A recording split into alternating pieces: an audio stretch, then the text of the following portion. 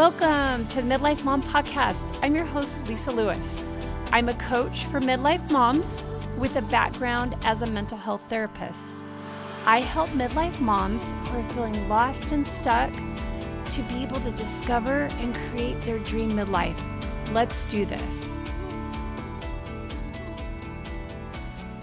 Welcome back to the Midlife Mom Podcast. So I'm getting ready to go out of town. My oldest daughter is going to be having her second baby next month, which we're thrilled about. And we found out about a month ago that some people in her area are doing a baby shower for her. And I realized, hey, wait a second, maybe we could make this work so we could go out for it. And my husband was totally on board. So we're getting ready to go out of town so I can attend this baby shower and also see some of our grandbabies that are out in that area. And I was like, oh, I want to get this podcast out before I leave. It was important to me that I recorded one before I left so I can make sure it came out on the scheduled day, which has been Mondays. So this one might be a little bit shorter, but this is a good one. If you notice that you struggle with worry, stay tuned. This is going to be some practical information, advice, solutions to help with worry. So a lot of what I'm going to be sharing with you today comes from a book called Taming Your Amygdala by Catherine M. Pittman. And in the book, she talks about three pathways that we can take related to worry. The first thing that she says with worry is you first have to be aware or conscious that it's happening.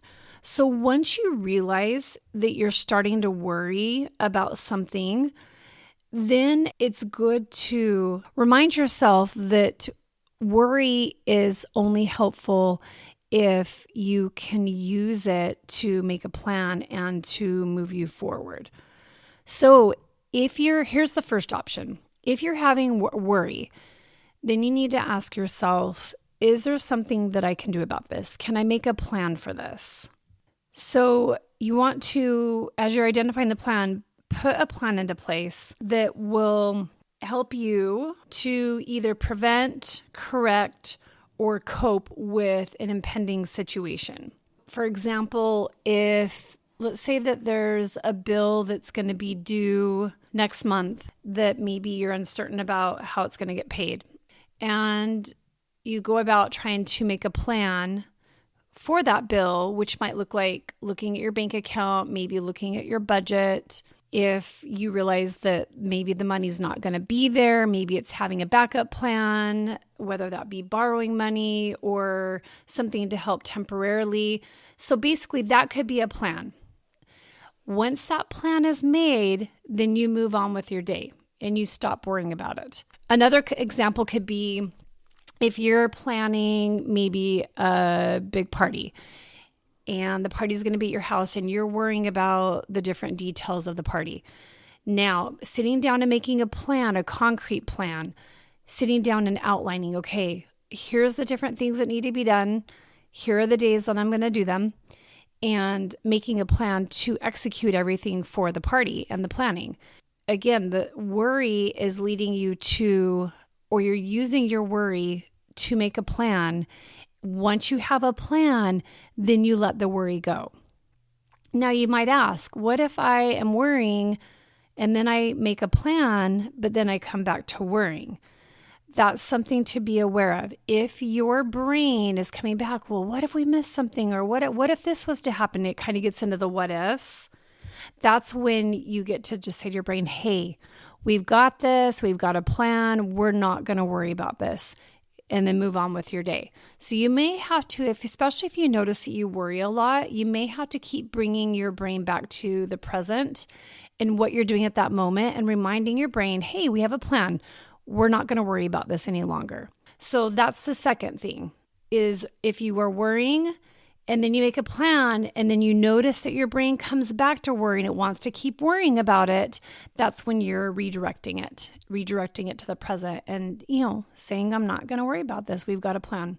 Okay, and then the third thing that can happen with people with worry is they bring up a worry and then they worry about this and then they worry about that. And they're bringing up scenario after scenario after scenario. And all they're doing is worrying, but they're not moving forward to a plan. They're just kind of spinning.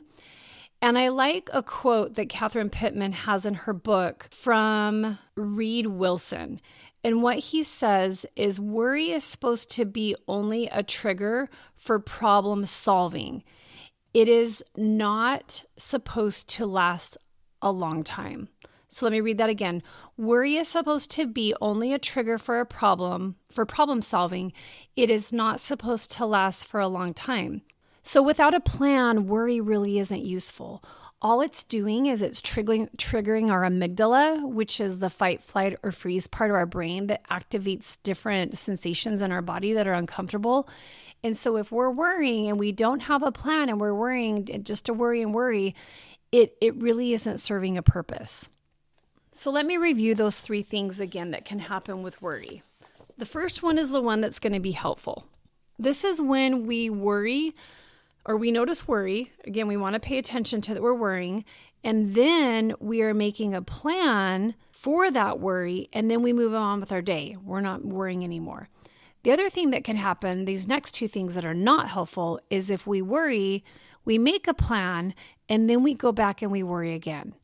And we're kind of like, even though we've got a plan, we still want to cycle back to the worry. And if we do this, being able to notice that it's happening and telling your brain, hey, we have a plan, and we go on with our day, we redirect it. And then the third thing, which again is not helpful, is when there's worry, and then we loop and we loop and we loop about worry.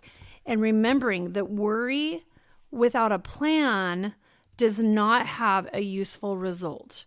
So worry can be only helpful if if it can direct us to a plan, and then we can move on. Okay, one other thing I want to point out that Catherine Pittman shares in her book that's kind of a caveat to worry, that if the worry is about doing something imperfectly or not knowing what will happen in a situation, that is worry that no amount of problem solving is going to address. So, for example, there have been many, many times in my life where I have worried, and it just sometimes comes out of the blue, but I'm worrying about my husband dying. I'm worrying about one of my kids dying. And now that I have sweet grandbabies, I worry about that, or I have noticed that come up. And when that happens, my brain goes into, oh my goodness, and my husband died, then this and this and this and this. And my brain is like playing it all out in my head as if it's actually happening. This is something that is not helpful at all, because I'm worrying about something that I don't have any control over and has not happened. And there's not like I can make a plan for that necessarily. I mean, so I guess I could, as far as like being proactive about having life insurance and things like that, but I can't make a plan for, like if he had died, like at that moment, my brain's thinking he's died and he hasn't, but my brain's thinking it needs to worry about it.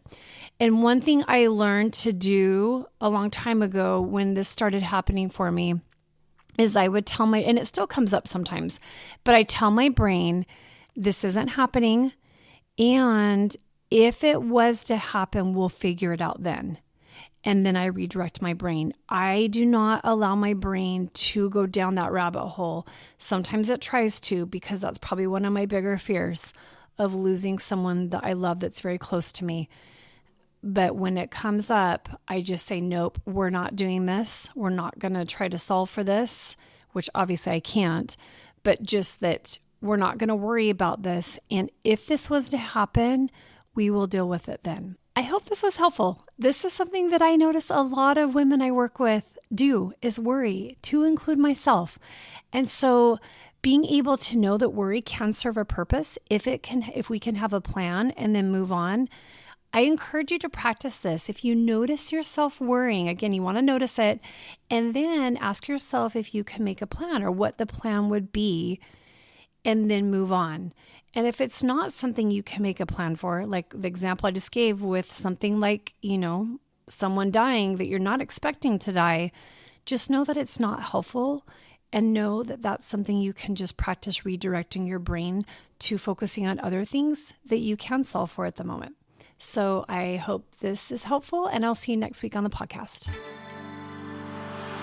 If you're enjoying what you are learning on this podcast and would like to learn more about working with me as your coach, you can message me at midlifemomcoach@gmail.com, or you can reach out to me on Instagram. Midlife Mom Coach is my handle. We'll see you next time on the podcast.